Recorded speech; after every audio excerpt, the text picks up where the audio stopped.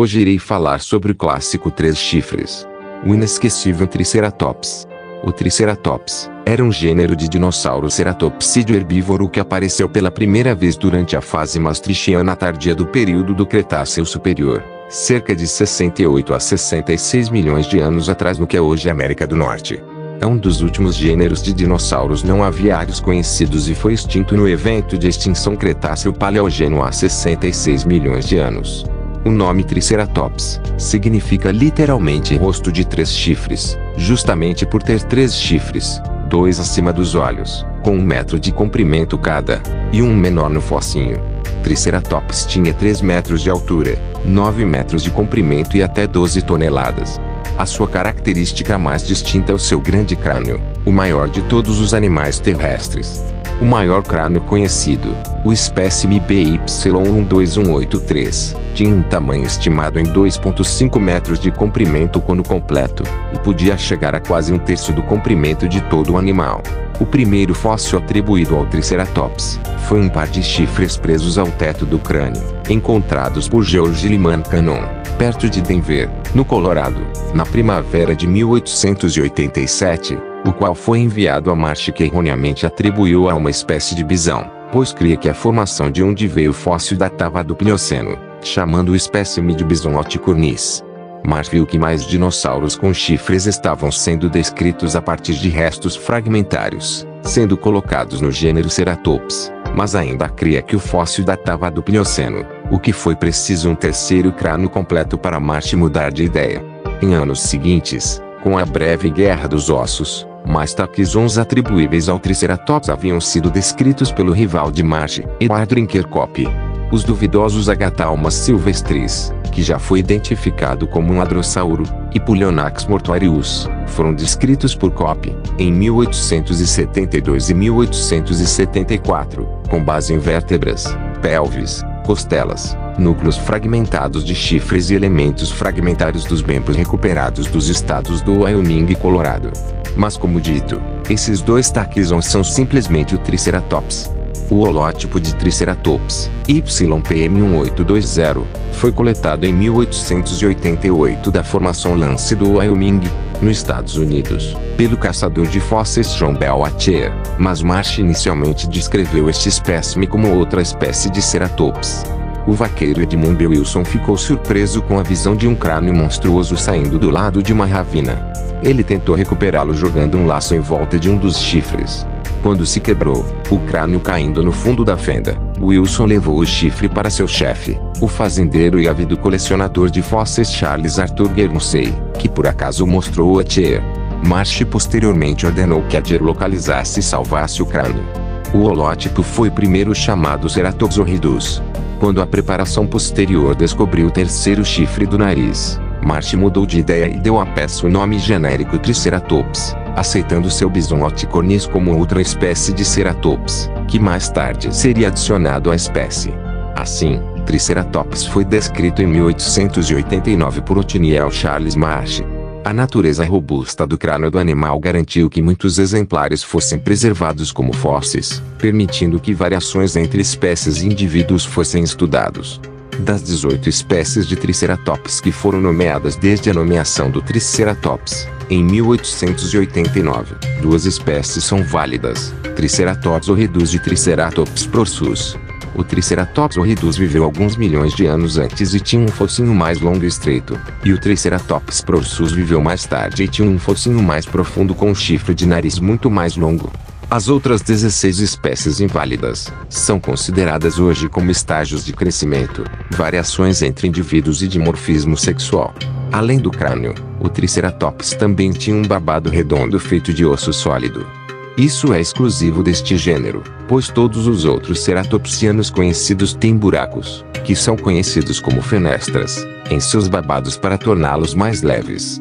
A razão exata pela qual o Triceratops tinha um babado sólido é objeto de algum debate. Tem havido muita especulação sobre as funções dos adornos da cabeça do Triceratops. As duas teorias principais giravam em torno do uso em combate, ou no cortejo sexual, sendo a última hipótese a mais aceita atualmente. A prova de que ele foi importante para a exibição visual, seja no namoro ou em outro comportamento social, pode ser vista no fato de que os dinossauros com chifres têm diferenças acentuadas em seus adornos, tornando o adorno de cada espécie altamente distintivo. Além disso, seres vivos modernos com tais chifres e adornos à mostra usam-nos de forma semelhante. Logo no início, postulou-se que o folho pode ter servido como ponto de ancoragem para os músculos da mandíbula para ajudar na mastigação, permitindo o aumento da abertura da boca e, assim, mais poder para os músculos.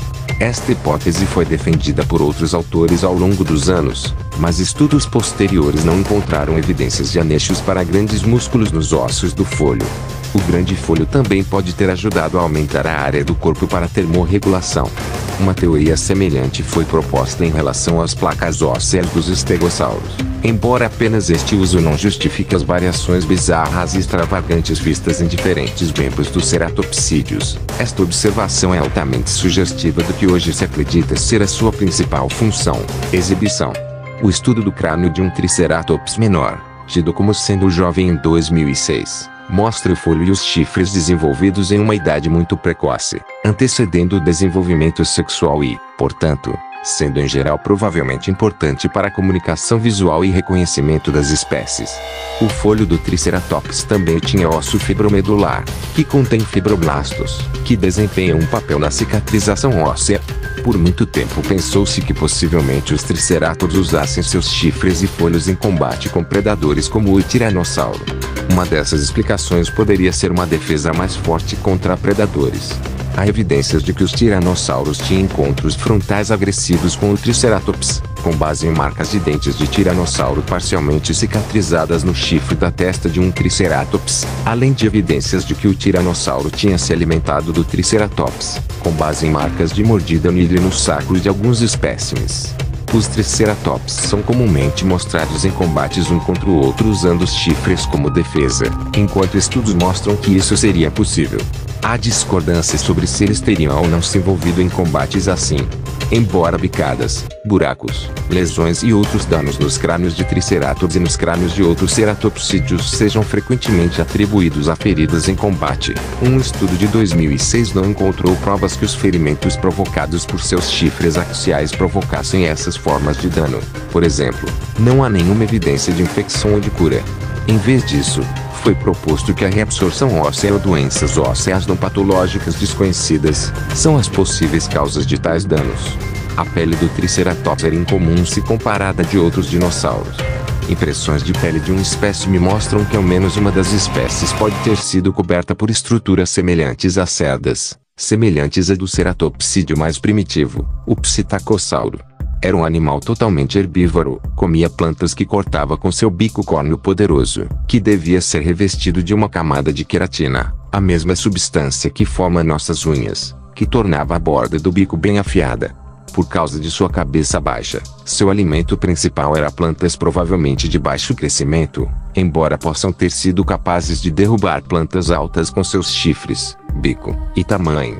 Seus queixos eram transformados em um bico estreito e profundo, que acredita-se ter sido melhor para agarrar e arrancar plantas do que para morder.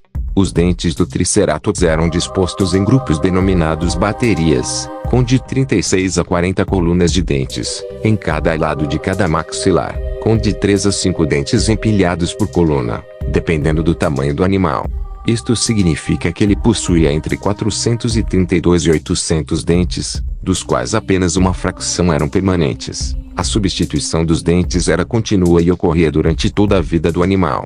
O grande tamanho e a quantidade de dentes do Triceratops sugere que eles comiam grandes quantidades de material vegetal fibroso, tendo sido sugerido por alguns pesquisadores que ele se alimentava de palmeiras e cicadáceas. Outros sugerem que o Triceratops se alimentava de samambaias que cresciam em pradarias. Com uma cabeça enorme, devia precisar suportar o peso com pernas grossas e fortes. As suas patas dianteiras exibiam 5 pequenos cascos, parecidos com unhas, e as patas traseiras apresentavam somente 4 em cada.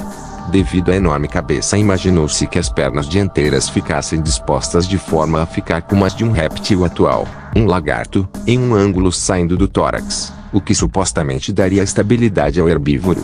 No entanto, Estudos recentes comprovam que suas pernas dianteiras ficavam sempre eretas, no máximo seus cotovelos ficavam levemente flexionados, jamais em um ângulo exagerado. Este movimento de dobrar a perna ao máximo poderia talvez ter sido usado em combates ou somente na hora de comer. A análise da anatomia endocraniana do Triceratops sugere que seu olfato era pobre em comparação com o de outros dinossauros. Seus ouvidos estavam sintonizados com sons de baixa frequência devido aos curtos comprimentos cocleares registrados em uma análise de Sakagami et al. Este mesmo estudo também sugere que Triceratops mantinha a cabeça a cerca de 45 graus do chão, um ângulo que mostraria os chifres e babados de forma mais eficaz, ao mesmo tempo em que permitia que o animal aproveitasse a comida através do pastejo. Embora os Triceratops sejam comumente retratados como animais de pastoreio, atualmente há poucas evidências de que eles viviam em rebanhos. Embora vários outros gêneros de dinossauros com chifres sejam conhecidos de leitos ósseos preservando ossos de 2 a centenas ou milhares de indivíduos, até o momento há apenas um leito ósseo documentado dominado por ossos de Triceratops, um local no sudeste de Montana com os restos de 3 juvenis. Pode ser significativo que apenas os juvenis estivessem presentes.